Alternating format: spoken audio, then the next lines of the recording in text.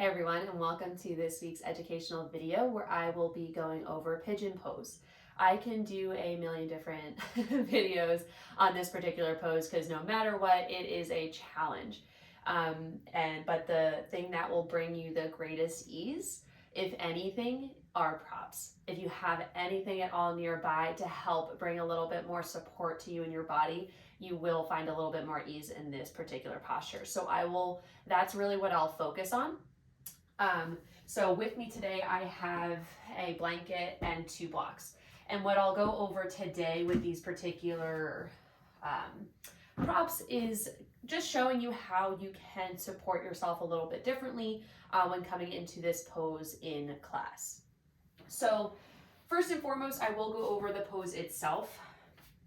And so the thing that is going to change the sensation of this particular pose is the position of your shin relative to your knee. So the idea to get the deepest in this particular posture, the shin will be parallel to the top of the mat. Is that accessible to everybody? Likely not. It's a super challenging posture to get into, and of course to find ease, because there's a very intense sensation that you will feel within your hip. So let's say you are able to get your shin parallel to the top of the mat, but you're having a bit of a challenge to get your knee then down to the mat because your hip is super tight. If you do, maybe you're spilling over to the left. So if you need to stay high, so you see how my back knee is down, help give myself a little bit more support. I have blocks here. Okay, they're just extensions of my arms so that I can bring a little bit more height to my spine and I can feel a little bit more supported. So I know there's a lot of the times, and even in my most recent or my past pigeon pose video, I was encouraging more support underneath the knee, which is also a very viable option. But if your knee is super high from the mat like this, it's not all that common to have the supports possible to really fill that up comfortably, especially at home. Maybe you do, awesome, use them. But if you want a different option, if you're high like this, grab something to put underneath your hands. Make your arms longer so that you feel nice and tall. And you can let gravity take you into this particular pose nice and slow. My hands are probably blocking the knee, but again, make your arms longer and then give your body a little bit more time to soften down.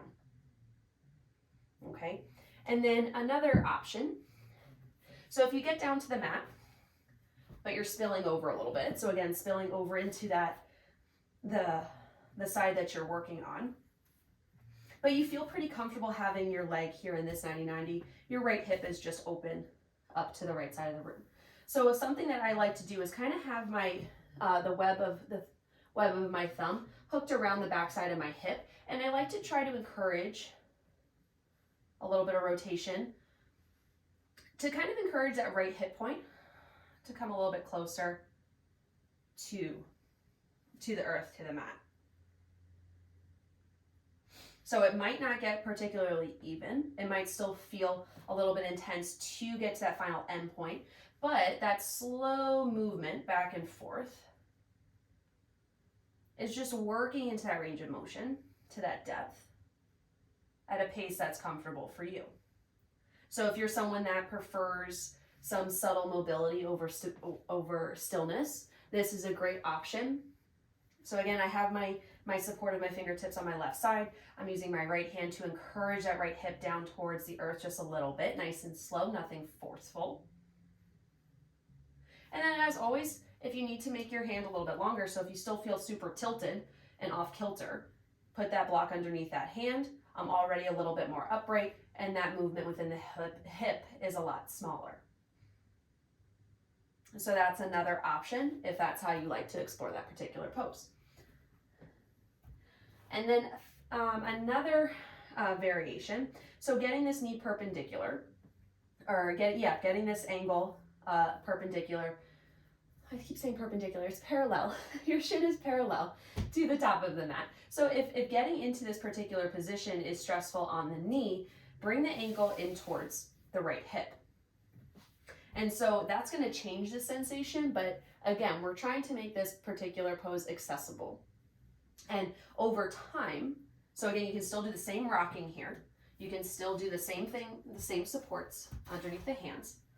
Okay, keeping that lift, that lightness, because sometimes dumping all that weight onto that hip can be just too much. So give yourself that support so you can gradually enter that depth. You don't want to do anything too fast, too forceful, especially when it comes to the hips.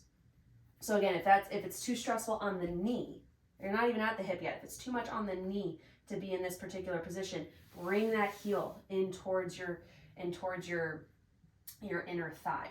Okay. Over time, the more you work through this, the more you'll maybe be able to inchworm that leg out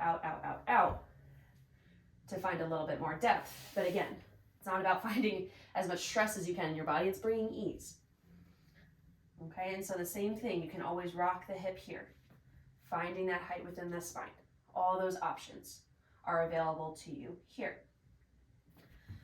And so those are modifications to make your arms longer, but if you want to settle in, if you have the depth to settle in, but there's just a little bit of space, you can bring a blanket in. So for me, let's see how we're feeling today. So shins parallel to the top of the mat. I'm trying to sink my hips low. Okay. So I get pretty close, but my right hip is still open towards that right side of the room. I'd like to square off a little bit more to increase the intensity, or just to kind of change up that sensation a little bit. So I'm just going to slip a blanket underneath my left thigh, or the outer edge of my thigh, to give it a little bit more support, comfort. And now that little rocking sensation I was mentioning before is a lot more accessible. And of course, you can make the height of the blanket as high or as low as you need. But wherever you are, you want to make sure you start with a little bit of lightness and allow your body to settle in the longer you hold. And then even with folding forward over that front leg, you want to keep that length in the spine, so that you're isolating those sensations, that tension within the hip as much as you can. So like I said in the beginning, there can be hours long worth of video and content about managing or modifying pigeon pose to make it more accessible for you and your body. If being in upright pigeon in this particular pose, or this particular variation, is stressful on your body, no matter what variation you use, go ahead and check out my previous video on pigeon pose, where I review reclined pigeon, which no matter what class you're in is always accessible, is always an option. If being upright is just too much, no matter where you are at or what props you have available.